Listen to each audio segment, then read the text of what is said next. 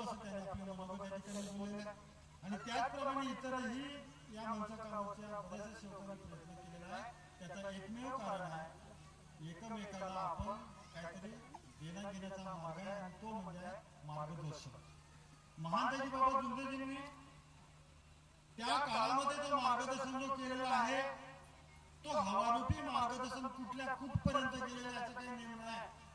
हा महाराष्ट्र कुठं, आपला विदर्भ कुठं, उत्तर प्रदेश कुठं, आंध्र प्रदेश कुठं, येऊन अमेरिकेमध्ये सुद्धा या परमात्मा एक मार्गाचे सेवक आहे. मागील दिवसामध्ये रायपूर बालाघाट परिसरामध्ये सुद्धा मोठे मोठे सेवक संमेलन झालेले आहे. परमात्मा एक सेवकाच्या परिवार लहानचा नाही आहे. आणि हे सर्व जो वटवृक्ष परंतु परमात्मा सेवक मंडळ निर्मित आपण जो विराजमान आहोत हे फक्त आणि फक्त महानजी बाबा जुंदेजीची कृपा आहे. फक्त महानजी बाबा जुंदेजीची कृपा आहे. असे संत या पृथ्वी तलावावर आम्ही पाहिलेले नाही. खूप संत, खूप साधू संत पाहिले. मार्गाच्या येण्याच्या पूर्वी आम्ही तुम्ही खूप लोकांनी अनुभव घेतला, खूप पाहिले.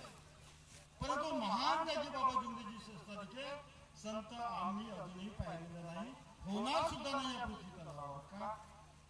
का होणार नाही? कारण महानजी बाबा जुंदेजींनी या मार्गाची निर्मिती केल्याच्या नंतर 1948 मध्ये मानव धर्माची निर्मिती केल्याच्या नंतर महानजी बाबा जुंदेजीने निव्वळ निष्काम भावनेनं आम्हाला तुम्हाला जागवलेलं आहे. कवडी सुद्धा घेतलेली नाही, ज्याला आपण रुपये पैसे. त्यांनी व्यक्तिगत हार स्वीकारलेला नाही महानजी बाबा जुंदेजींनी.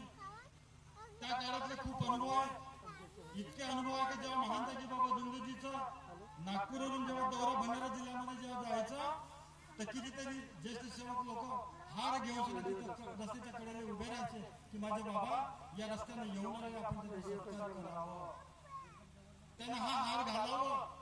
परंतु महानजी बाबा जुंदेजी व्यक्तिगत हार स्वीकारत होते. असे महानजी बाबा जुंदेजी संत आम्ही पाहिले.